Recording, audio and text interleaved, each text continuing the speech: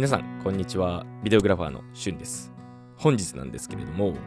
フィルムルックをこえなく愛するあなたに今日は超おすすめなプラグインをご紹介したいと思います。それがですね、フィルムエミュレーションの最高峰のプラグインになります。皆さんご存知の方いらっしゃると思うんですけれども、こちらリハンサープロになります。このプラグインに興味を持ち始めてからもうかれこれ2年ぐらい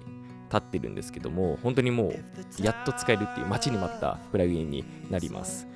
映像の質感であったりとか色合いっていうのを劇的に変える力を持っているんで、もう本当ずっと使いたいなって思っていたツールでした。なかなか手を出せずにいたんですけれども、やっとその時が来たかということで、本日はその待ちに待ったデハンサープロを実際に使ってみて、どんな効果が得られるのかっていうところを、実際にご紹介できたらと思っております。映像のプロからアマの方まで、本当に多くのクリエイターが絶賛するこのデハンサープロなんですけれども、その魅力を存分にお伝えできたらと思いますので、本日はよろしくお願いいたします。はい、まずはデハンサープロを簡単にご紹介するんですけども、映像制作において、今デジタル映像にフィルムルックを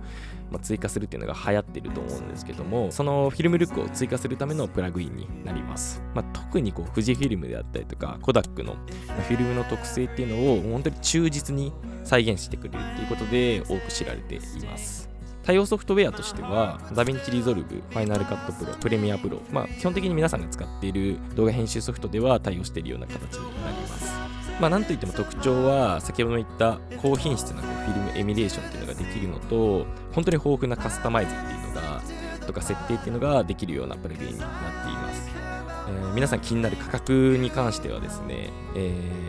こちらに表示している通り、永久ライセンスが今499ドルで、1年利用が299ドルっていう形になってて、今円安の影響でめちゃめちゃ高いので、永久ライセンスでいくと8万超えてしまうような価格でめちゃくちゃちょっと高いんですけれども、1週間の無料トライアルっていうのもあるので、それに関して誰でも試すことができるので、一回試してみて、本当に499ドル払う価値はあるプラグインになっているので、そこで試してみる中で、買ってもいいかなって思った方はぜひ購入を検討されてみてはいかがでしょうか。では実際にこちらのカラーページを使ってカラーグレーディングを行っていきたいと思います。はい、では実際にグレーディングしていきたいと思います。まずこちら、先ほど僕が実際に使ってみて完成させた絵になるんですけれども、冒頭で見ていただいた絵になるんですけれども、こちらが全部でカラースペース変換使ってないノードを含めて6つのノードで構成しております。こちらの4つのノードに関してはいわゆるプライマリーカラーコレクションを行っている部分になりまして、で次の5番目のノード、こちらでデハンサーを実際に使ってカラーグレーディングをしております。で最後に微調整でこちらのトーンカーブにあるように、露出の微調整を行うためのアジャストを、ノードとして入れております。でまずこちらのプライマリに関しては、こちら今回撮った素材がソニーの FX3 で撮影しておりまして、 S-Log3 の S ガマットシネで撮影している素材になります。なのでまずはカラースペース変換で REC709 に変換した上で実際に、プライマリを行うような処理をしております。今回はデハンサーの機能を使うご紹介になるのでプライマリの部分は避けるんですけれども、もし、プライマリの部分見たいという方は別の動画でそちらの解説詳しく行っておりますので、ぜひご覧ください。新規ノードを追加しまして、こちらにデハンサーと入れていただいて、エフェクトライブラリーのページにデハンサープロのエフェクトございますので、こちらをドラッグ&ドロップでノードに追加します。はい。で、こちらのデハンサーなんですけれども、いろいろこういった形で項目ございまして、上から順番に基本的には使用していく形になります。早速やっていきたいんですけども、まずインプットですね。こちらの、スペースでですね、カラースペース変換の処理が行えるようになっております。こちらソースを押してもらって、チューズカメラっていうのを選んでもらうと、各カメラメーカーが出てくるので、実際自分が使った機材っていうのを選択することができるようになっています。今回は FX3 で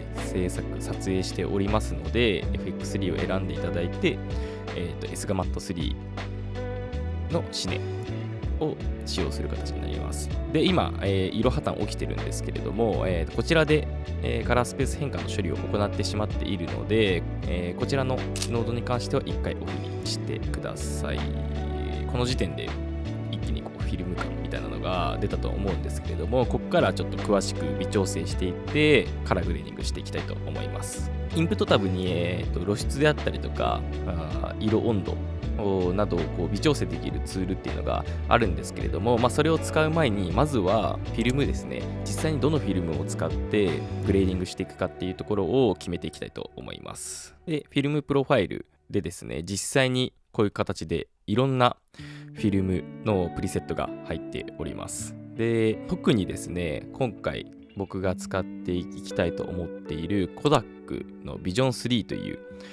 フィルムがあるんですけれども、こちらですね。こちらコダックのビジョン3っていうのがもう本当にめちゃめちゃ有名な、フィルムになっておりまして、ビジョン3には 50D、200T、250D、500T というふうにこういう形であるんですけれども、その中でも、僕個人的におすすめなのがビジョン3の 500T になります。こちらが ISO500 の高感度のフィルムでございまして、低照度の環境でも作れたパフォーマンスを発揮してくれるような、タングステンのバランスフィルムになります。汎用性が高いのですごく人気のあるフィルムになっております。今回はこちらを使用していきたいと思います。で、ちょっと話取れちゃうんですけど、コダックのビジョン3っていうフィルムが使えることが個人的にめちゃめちゃ嬉しくて、それがなんでかっていうと、このビジョン3っていうフィルムですね、多くのハリウッド映画で、実際に使用されています。で、その高品質な映像を提供する能力みたいなのが高いので、すごくそこが評価されているフィルムになります。例えば、Once Upon a Time っていう映画であったりとか、スター・ウォーズであったりとか、ワンダーウーマンであったりとか、ララランドっていったようなもう本当に有名な映画で使われているようなフィルムになりまして、で、特に僕ララランドを見た時に、この色味ってどんなカメラを使ってどんな機材を使って撮影しているのかっていうのがすごく気になって、その当時調べたんですけれども、その時に出てきたのがコダックのビジョン3でした。で、このララランドを撮影したシネマトグラファーさんとかをたどっていくと、特に夜景であったりとかマジックアワーのシーンで美しい、色彩ですねとか質感っていうのを表現するためにコダックのフィルムでの撮影が選ばれたようです。それを見た時に、このフィルムいつか絶対使ってみたいなっていうふうに思っていました。それがデハンサープロを使って、実際に、間接的ではあるんですけども、エミュレーションできるっていうところで、僕個人的にはこれはすごく嬉しいプロファイルになっています。はい、すいません、ちょっと話がそれちゃったんですけれども、今回はこちらを使用して調整していきたいと思います。で、この下にですね、プッシュとプルっていうパラメータがあるんですけれども、こちらがですね、プッシュプルっていうのが、フィルムで言うとですね、通常より長い時間現像することをプッシュプロセスって言ったりするんですけれども、そちらが実際に、使えるような形になっています。で、実際にプッシュ方向に数値を振っていくとですね、こういった形で、感度がまず増加するのと、コントラストっていうのがだんだん上がってくるような形になります。そして、感度増すので、ここら辺のグレインですね。グレインのっていうのが、ざらつき感がどんどん増していくような形になります。で、今回は、ちょっと軽く上げて、ちょっとグレイン感とコントラストを上げていくような形で調整していけたらいいかなと思っています。はい、こんな感じで一旦調整は OK にします。はい、次にフィルムデベロッパーを紹介するんですけども、こちらがですね、フィルム特有の見た目であったりとか質感っていうのを再現するために実際に詳細な数値がいじれるようなツールになっております。中見てみるとコントラストを上げたりとか、ガンマコレクション、ガンマ補正ですね、ガンマ補正ができたりとか、色分離ができたり、カラーブースト、サイドの調整ができたりするようなツールが入ってるんですけれども、こちら調整する前にですね、この下の部分、こちらをまずクリックしてもらわないと効果が出てこないので、まずはこちらをクリックした上で調整していきたいと思います。で、カラーセパレーションに関してはですね、フィルム特有の色分解の特性みたいなのをシミュレートできる機能になっております。で、RGB の部分の分離っていうのが強調されるんで、ちょっとサイドが低いので分かりづらいんですけど、RGB の色分離っていうのが強調されるようになるので、こちらを使うことで、もうフィルム特有のビジュアルみたいなのを作り出すことができる、パラメータになっております。例えば色を強調させたいときとか、逆にヴィンテージルックみたいなのを作りたいときに、この数値をいじって調整する形になります。今回はこの数値はいじらないんですけれども、他のちょっと数値をいじって調整していきたいと思います。若干ちょっとコントラストをまず上げた上で、ガンマ補正もちょっと少し全体的に明るくしたいので、明るく調整します。で、ちょっと全体的にまだ色が薄いので、カラーブーストで思いっきり色を上げていきたいと思います。50ぐらいにしときます、一旦。はい。とりあえずこちらで次の調整に行きたいと思います。で、次がフィルムコンプレッションになるんですけれども、こちらがいわゆる映像のダイナミックレンジですね。そちらをコントロールできる部分になります。ハイライトであったりとかシャドウのトーンっていうのを、圧縮したり拡張したりすることで、フィルム特有のルックみたいなのが再現できるツールになります。こちらも使って調整していきたいと思うんですけれども、こちらインパクトですね。こちらが、実際にフィルムコンプレッション効果の全体的な強さみたいなのを調整するパラメータ、いわゆるちょっとコントラストと似てるんですけれども、こちらを使って圧縮度合いみたいなのが調整できるツールになります。で、あとはホワイトポイント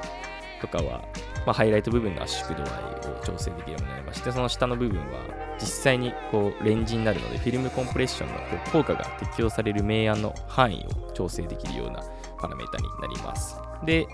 カラーデンシティに関しては、色密度ですね。僕の前の動画でもちょっと、色の密度であったりとか、フォワードの話はしてるんですけれども、こちらの色の濃度みたいなのを調整できるパラメータになっておりまして、このパラメータが結構大事になっていきます。鮮やかにしたいときとか、逆に控えめな色合いにしたいときとかに、こちらの数値をいじって、調整することをお勧めします。今回に関しては基本的にはそこまでいじらなくていいかなとは思ってるんですけれども、若干ちょっとコントラストを上げていきたいなと思っているので、こちら使ってちょっと微調整するような形でいきたいと思います。ここの部分を使ってレンジの広さっていうのを調整していきます。こちらも一旦これで、調整終了します。フィルムコンプレッションもこんな感じで調整しました。次行きたいんですけれども、次にエクスパンドっていう項目なんですけど、こちらも同様にダイナミックレンジの拡張とか圧縮をさせるツールになるんですけれども、これに関してはもう本当に映像の最も暗い部分、最も明るい部分っていうのを調整できるようなツールになります。こちら使って、本当にもうレンジの部分の拡張とか圧縮ができるので、この部分使ってちょっと全体的にダイナミックレンジを広げたいと思います。ここのブラックポイントの数値を上げて、一番暗い部分を暗くしていくイメージで調整したいと思います。ホワイトポイントも一緒ですね。こちら数値下げるとこんな感じでだいぶレンジが広がっていくので、そうですね、ここの部分がちょうど当たるか当たらないかぐらいのところまで調整していけばいいかなと思います。そんぐらいですかね。一旦こちらで、これだけでもだいぶコダックのフィルムっぽさみたいなのが出てきたんじゃないかなと思います。ここからさらにフィルムっぽさみたいなのを再現するために、プリントプロファイルの設定をしていきたいんですけれども、こちらの部分がですね、フィルムストックで実際に撮影した映像が、プリントされる際の色再現だったりとかシミュレートできるような設定のツールになります。で、デジタル映像でもフィルム特有のルックみたいなのがこちらも使うだけで再現できるので、実際に使っていきたいんですけども、今回はコダックのフィルムを使っているので、コダックのこちらのプリントフィルムですね、こちらを使って調整していきたいと思います。ここの部分を当てる時点でですね、こっちのプリントのプロファイルも使って設定した方がもしかしたら調整しやすいかもしれないので、順番は、使いやすいような形で、調整していくことをお勧めします。はい。これを当てた上で、ここの部分でまた露出であったりとか、コントラストとか、色の密度とか、再度調整できるので、ここでまた微調整していくような形になります。こんな感じで数値がもうとにかくいろいろあるので、選択肢がすごい多いんで、とにかくこうデハンサーは感覚的に触りやすいというか、はい。そういった特徴もあります。若干ちょっとコントラストも上げつつ、ここでデンシティを思いっきり上げて、こう色の密度を上げていきたいと思います。はい。いいですね。だいぶフィルム感出てきたんじゃないでしょうか。はい。こんな感じで調整は完了になります。で、今回使わないんですけども、こちらカラーヘッドっていう項目もございまして、これはさらにこうカラーグレーディングを細かく調整するためのツールになっておりますので、こうシャドウ部分であったりとか、こうミッドトーンとかハイライトに分けた上で色相であったり明るさっていうのを個別に調整できるようなツールになっているので、もっと細かく調整してみたい方は、ぜひこちらも実際に使用してみるのがいいのかなと思います。ここからがですね、こうデハンサーのすごくいいなって思う項目の調整になってくるんですけれども、さらにこうフィルム感っていうのを、増していくための作業をここからしていきたいと思います。はい、まずは、こちらですね、フィルムのグレーンの調整になるんですけれども、こちらいわゆるデジタル映像にこうフィルム特有のこういった粒子感ですね、こういったグレインを追加するためのツールになっておりまして、アナログフィルムのこう質感っていうのを再現するためにはグレインって不可欠だと思うんですけども、よりこうフィルムっぽいこうノスタルジックな世界観に雰囲気に持っていくために、必要な項目になります。で、こちらもいろんなプリセット用意されておりますので、自分がお好みのプロファイルを使って調整していくのがいいのかなと思います。そうですね、こちら例えば 8mm フィルムとかにすると、よりこう粒子のざらつき感が増していったりするので、本当に自分が好きなものを使うのがいいのかなと思うんですけど、僕は粒子は比較的細かくてこう質感、滑らかな回調みたいなところを活かした、グレーディングを行いたいので、今回は 35mm の ISO500 のものを使って若干粒子感が僕的にはうるさいかなと思うので、ぐーっともう思いっきり下げていって、そうですね、10ぐらいにして一旦これで調整していきたいと思います。はい、これぐらいがいいのかなと思います。で、次に、ハレーションになるんですけれども、ハレーション効果っていうのがこうまたこれもフィルム特有の現象になるんですけども、こう光がこう強い部分っていうのが周囲ににじみ出すようにこう見える効果になります。この効果によってこうアナログ感みたいなところがより視覚的にこう魅力が出るのかなと思っています。はい、でこちら、クリックしてもらって、こう光のにじみみたいなのがエッジの部分にこう出てるのがわかるかなと思うんですけれども、こちらも同様にプロファイルございますので、お好みのハレーション効果が出せるプロファイルを選ぶことをお勧めします。今回は 35mm のこちらのフィルムを使っていきたいと思います。で、若干もうちょっとにじみ感出したいので、こんぐらいですね。はい。で、ちょっとハレーションをニュアンス足ししてあげるようなイメージになります。はい、次に、ブルームですね。こちらもめちゃめちゃ神機能なツールになるんですけども、ちょっとハレーションと似てる部分はあるんですけど、ハイライト部分にこう、ソフトなこう光り輝く効果みたいなのを追加してくれるようなツールになります。ダヴィンチでいうこうグローに似たものになるんですけども、こうより映画的でこう幻想的な雰囲気みたいなのを作り出してくれるようなツールになります。はい、こんな感じでハイライトがちょっと、ソフトになることでふんわりした雰囲気みたいなのを演出してくれるツールになります。はい、こちらも同様にこの、プロファイルでお好みのプリセット選んでいただいて、で、適用量を選ぶ形になります。今回は元の初期設定の50ぐらいでいいかなと思います。はい。今ちょっと比較表を実際に出してみたんですけども、ブルーム効果とハレーション効果って若干似てるところではあるんですけども、ブルームの方は光の広がり方としては均一でソフトに広がるイメージで、ハレーションは光源の周囲にハローみたいなのが形成されるようなエフェクトになっております。ブルームも実際フィルムグレインであったりとかハレーションの効果と組み合わせることでよりフィルムっぽい質感に、仕上げていくようなイメージになります。で、次にフィルムダメージになるんですけども、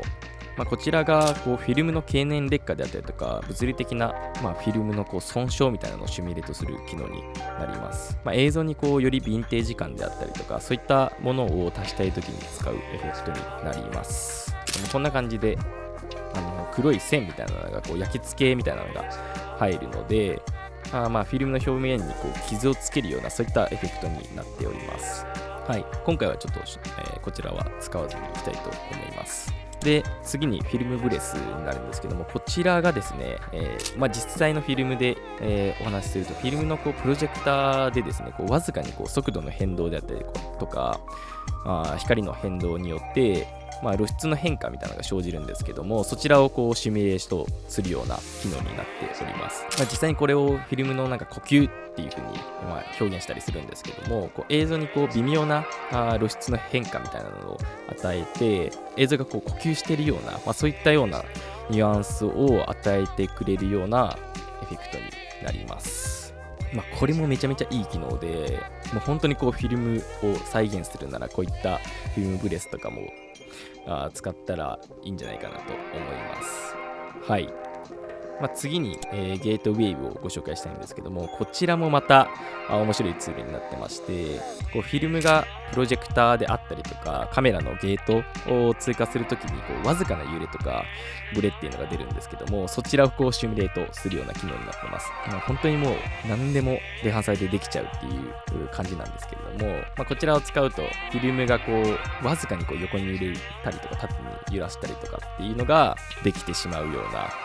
ツールになります。今回はこのツールも省略します。こういったですね、ブルームであったりとかハレーションであったりとかフィルムダメージとか、ここのフィルムブレスゲートウェーブっていうのを使いこなすことでさらにフィルムルックな世界観みたいなのを演出できるので、そこら辺がデハンサープロの一ついいところなんじゃないかなと思いました。はい、こちらですね、デハンサープロを再生すると、見てもらったら分かるようにとにかく重いんですよ、デハンサープロ。もう僕のパソコンではもう完全にガタついてしまっているっていうような状況になるんですけれども、こちら万が一ちょっと重い状況で他の何クリップも設定するのが、かなり、きついっていう場合にはここでですね、ラットのジェネレーターっていうツールございまして、こちらで今調整したこちらの数値をですね、ラットとして書き出せるような機能も備わっておりますので、こちらでラットを実際に書き出してもらって、で他のクリップにどんどん当て込んでいくっていうこともできるので、そこら辺もめちゃめちゃいい機能だなと思ったのでご紹介させていただきました。はい、あとは、全体的に数値をちょっと微調整していって、最終ルックに持っていくようなイメージになります。若干露出を上げたいのでちょっとマゼンタ寄りに調整して、はい、最後にここのスライド方式のツールじゃなくて、個人的にはトーンカーブでアジャストしていけたらいいのかなと思っているので、もう一つレイヤーを足して、こちら使って、冒頭でもご紹介したんですけれども、トーンカーブで若干調整していく形で調整していきたいなと思います。はい、こんな感じでカラーグレーディングできました。はい、こちらがビフォーで、こちらがアフターになります。もう完全にフィルム調のグレーディングがデハンサーだけでできたんじゃないかなと思います。マジでめちゃめちゃいいビフォーアフターですね。僕とか結構ノード何層も作っちゃうんですけども、デハンサー使うことでもう本当に5つのノードだけでこう完成させてしまえるっていうところで、もう見た目的にもコンパクトでめちゃめちゃいいですよね。こちらもある程度自分の中でお気に入りの通知というかパラメータの調整みたいなのができてしまえば、後のクリップでは微調整するだけで済みますし、他のいろんなこうフィルムのプロファイルも入っているので、どんどん使ってみてこう自分に合ったフィルムルックを作ってみるのがいいのではないでしょうか。はい、今回はデハンサープロを使って、カラーグレーディングしていきました。いかがだったでしょうか。デハンサープロはこうデジタル映像にこうフィルムルックを追加するためのめちゃめちゃ強力なツールだと改めて感じました。特にブルーム効果であったりとかハレーション、フィルムグレインとか、そういった調整がフィルムルックにおいては必要だと思うんですけど、そこら辺の全てのツールがデハンサープロだけで使えてしまうので、フィルムルックっていうのを簡単に表現できますし、こう自分の作品により一層、魅力を与えることができるプラグインなのではないでしょうか。デハンサープロのこうバラエティなこう機能であったりとか高いカスタマイズ性っていうのを活用することで映像作品をこうさらに引き立てることができたと思います。まずはもしよかったらこう無料トライアルで実際にデハンサープロを使ってみて、いろんなこうフィルムを実際に触れてみて、いろんな素晴らしい機能っていうのをぜひ体験してみてほしいです。また概要欄に 10% 割引で買えるプロモーションコードを貼っておきますので、もし購入される方はぜひそちらを使用して購入されてみてください。はい、本日の動画は以上になります。デハンサープロを使いこなして映像制作の可能性をどんどん広げていきましょう。最後までご視聴いただきありがとうございました。